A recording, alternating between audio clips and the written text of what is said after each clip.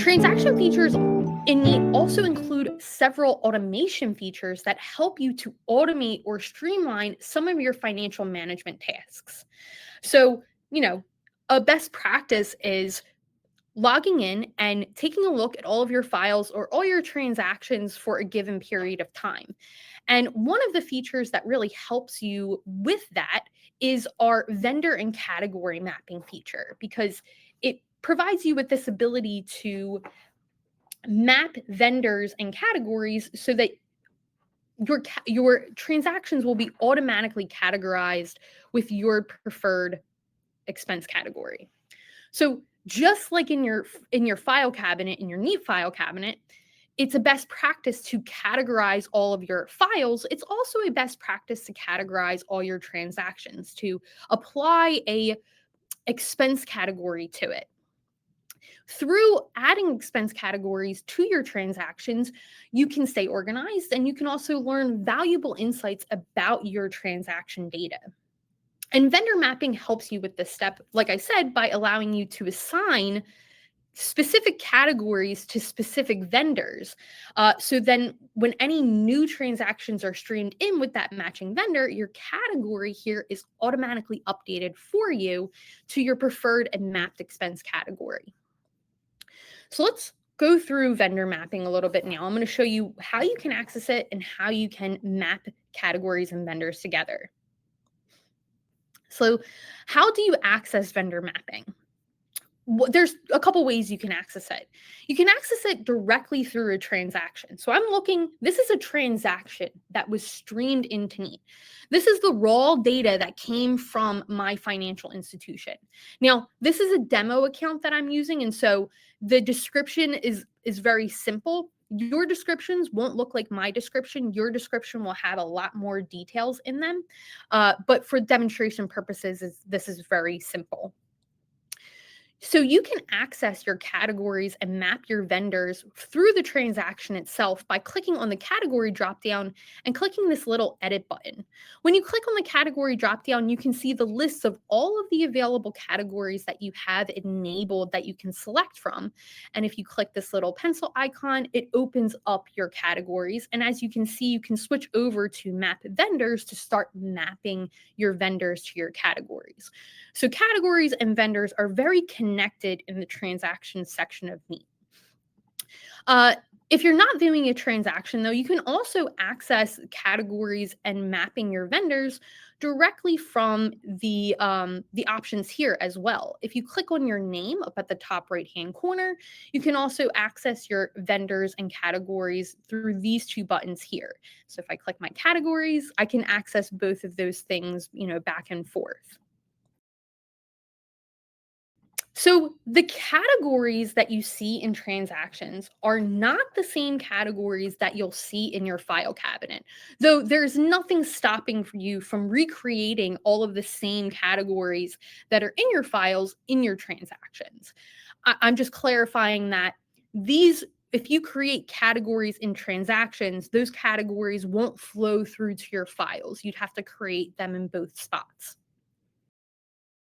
We provide you with this default list of parent categories and common categories.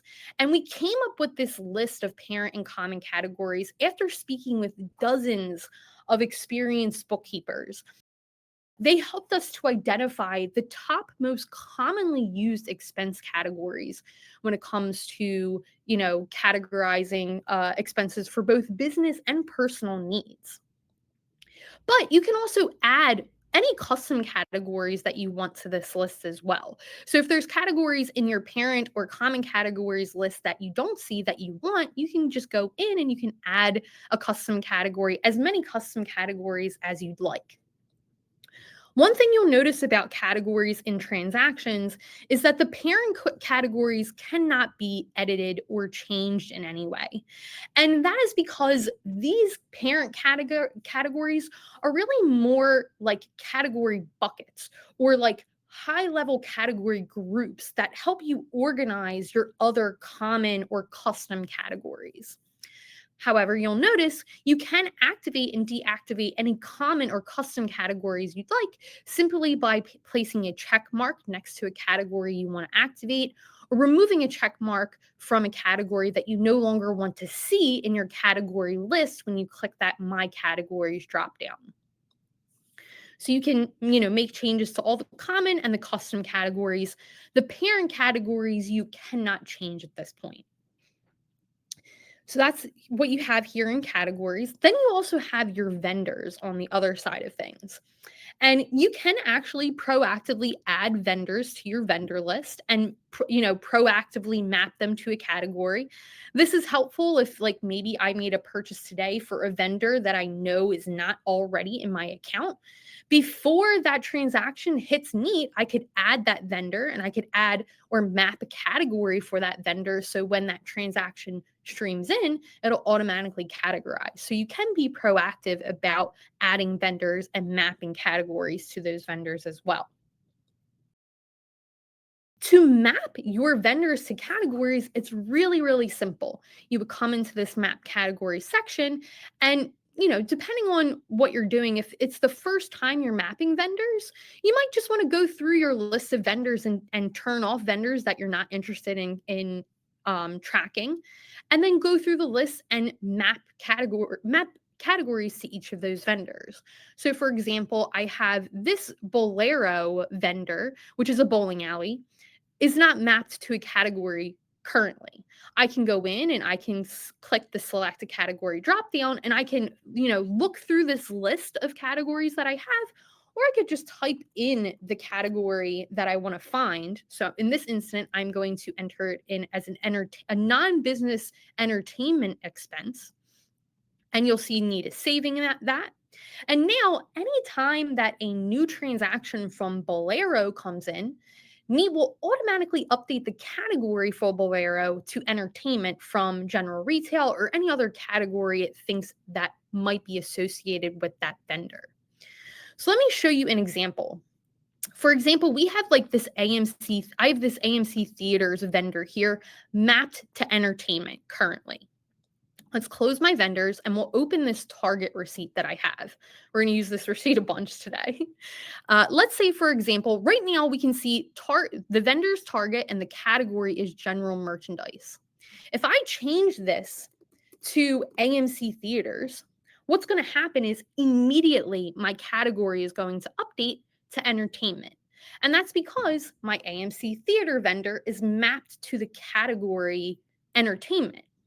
So anytime AMC Theater is detected as the vendor, that category will automatically update.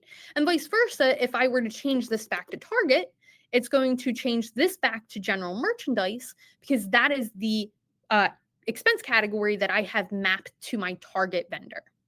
So as you can see, this is really helpful because, it is a best practice to log in weekly or monthly to check and update your expense categories so that you can have organized transactions and you can learn valuable insights about your expenses. By mapping categories to vendors, you can streamline that process, that review process each month, because you can feel confident that any vendors that are captured in our map will have the accurate category that you prefer for that transaction. And everybody categorizes things differently. So I might categorize Target as like general merchandise. Someone else might categorize it as home improvement or something else. By mapping categories and vendors, you can get your preferred category.